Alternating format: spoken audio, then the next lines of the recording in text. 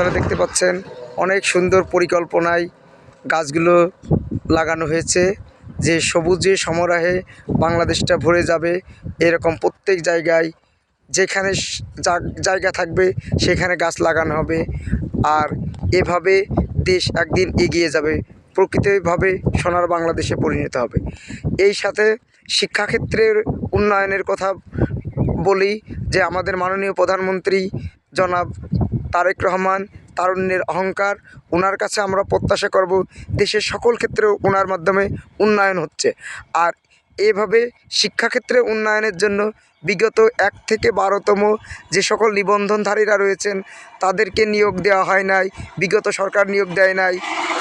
আমরা প্রত্যাশা করব ওনার সরকার 1 থেকে 12তম এনটিআরসি নিবন্ধনকৃত সকল শিক্ষকদের নিয়োগ দেবেন।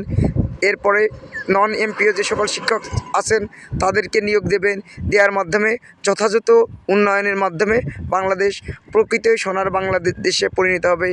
এটাই আমরা বলতে পারি, সবার আগে বাংলাদেশ।